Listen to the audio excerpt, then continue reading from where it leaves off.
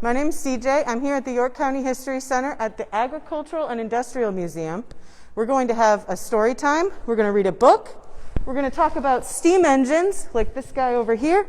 And we're going to do a really cool science experiment that I am so excited to try. So, to start out, we're going to read the book Freight Train by Donald Cruz. It is about all the different parts of a freight steam engine. Now, a freight train is different from the trains you might ride. A freight train's job isn't so much to carry people as to carry stuff. And we're going to look at all the different ways it does that. So, Freight Train by Donald Cruz. A train runs along this track. Red caboose at the back, orange tank car next, yellow hopper car. A caboose could carry people and passengers, but not so much on a freight train. On a freight train, it was the office of the conductor. A conductor is like the pilot of the train. It also could be a break room for the brakemen. The brakemen also were people who worked on the train. So they could take breaks in here, eat their lunch, relax, or do pen and paper work. A tank car carried liquid. It could carry oil. It could carry water. Some of them could even carry things like milk. Yellow hopper car. A hopper carried loose things like pebbles or coal. It could carry sand or grain. Green cattle car. Blue gondola car. Purple box car. You can probably guess what a cattle car carried, especially if you know the name cattle. That means cow. So this could carry cows, it could carry pigs, it could carry llamas, it could carry sheep. Blue gondola car. You can see again that this one's carrying something loose like pebbles. It could also carry tall things like wire, reels, because it had no roof and low walls here. And the box car carried anything that you didn't want to be out in the open, like the gondola car. So boxes of stuff, toys, supplies, anything like that. Now we're at the most important part of the train. A black tender and a black steam engine. The tender carried coal to run the steam engine. The steam engine burned the coal up and it boiled water. And all of that energy from the burning coal and the boiling water made the train go. And we're going to see that when we do our science experiment. You can see all the steam and smoke coming from the top. Freight train. There's the whole thing. Moving. Going through tunnels. Going by cities. Crossing trestles. Do you see the trestles? That's like a really tall bridge to help it go over valleys. Sometimes water would be underneath, but they wanted it to go straight so it wouldn't have to go down a hill and up a hill. It takes a lot of energy for a train. Moving in darkness. Moving in daylight. Going, gone. And that's the end. That's one of my favorite books about trains because it's really cool to see all the different parts of it. Now, let's go and visit one of our steam engines. This is our York engine, and it's named after our city, York.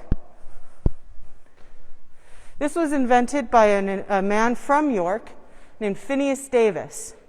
And we're going to look, and you can see up at the top the chimney, so the steam could come out. And this big kind of barrel-shaped thing where the coal was burned and the water boiled. And it was connected to this, which is kind of like the motor, I guess you'd say. And this would spin and move this, and this part would move the wheels. It's pretty cool because you can see all those parts almost on the outside of this. On most trains, it's kind of on the inside, so you can't see. They don't use steam engines so much anymore. They use electric trains and all sorts of other ways of powering trains. Like this guy here is our diesel train. We'll take a look at him a little later. The diesel train burned diesel fuel, which is like oil. All right. This here is our model steam engine, and it's all the parts of the steam engine on the outside. Now, I'm going to do an experiment that is a little bit dangerous. I'm using fire, and you know that anytime you're using fire, you got to have an adult with you. And you need to have special equipment, like we have this steam engine. We're not just using any old thing. Now, we're going to be very careful, and we're going to start this. And this is our fuel. Real coal is black, and this is white, because this isn't really coal. It's a different type of fuel. We get it burning. It's hard to tell when it is burning. This is meant to be smoke-free. All right, let's see. I can see it's starting to heat up, but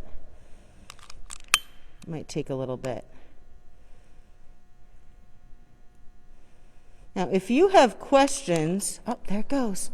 This is a good time to ask while we're waiting for this to get going.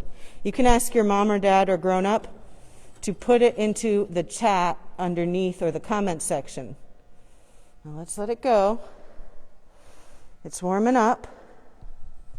And it might take a little while, because what's going to happen is the fire down here in the fuel tray is going to start heating this water up and getting it to boil.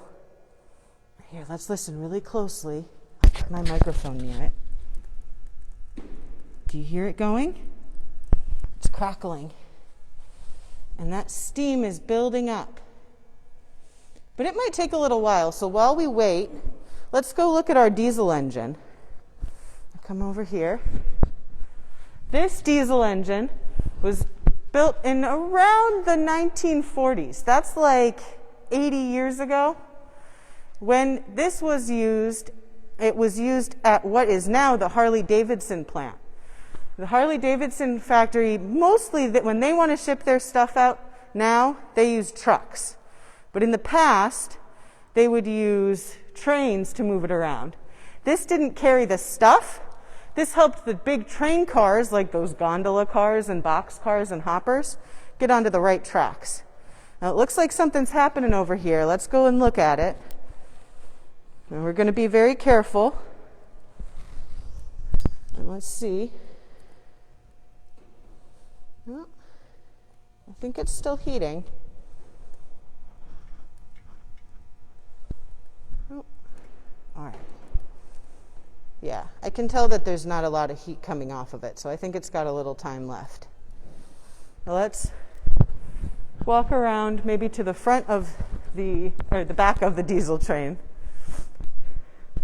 You can see how high up off the ground it is. And up here in the front is where the engine would be. And this is a much more complicated engine than what we saw on the York engine.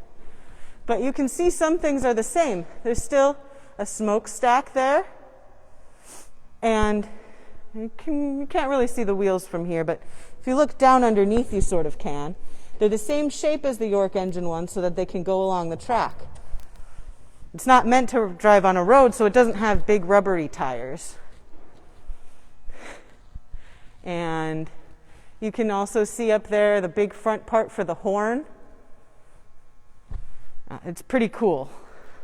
Now let's go over and check on our experiment here and see how it's coming along. It's still heating up.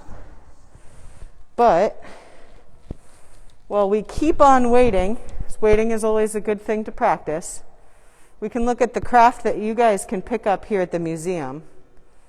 And I can hear it's getting ready to go. Now this is what you can build at home, and it's your own little model steam engine.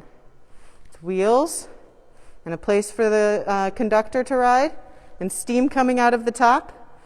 The kits to build these are free, and they're going to be available at our main museum at 250 Market Street all month long. All you have to do is give us a call ahead of time, and our phone number is on our website, and you can tell the person who answers the phone when you'd like to come and pick it up.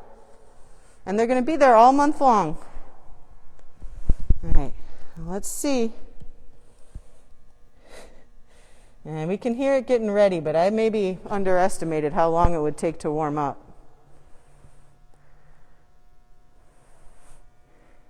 Well, we can definitely look at all the different parts of it. Let's see.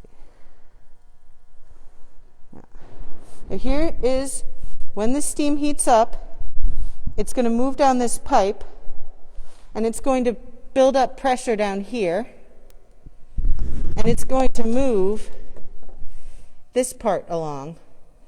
And when this part gets hot and this part here gets hot and starts to spin, it'll move in and out, back and forth. And it's going to power this, which will cause this to move back and forth and pull on this spring here and cause this to twist and spin this big wheel here. And that's just like how a train engine would work. And you can imagine that this would be the train wheels. They even have a crease in the middle, sort of like a real train wheel would.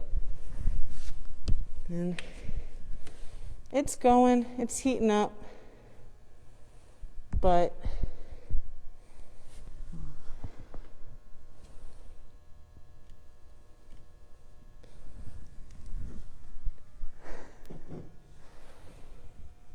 maybe what would make the most sense is if we stop our video now, and when this gets going, we'll record it and we'll put it up on our Facebook page so you can watch it whenever you want. And in the meantime, if you have any questions, you can put them in our comments and we'll come and look at them and we'll answer them the best we can.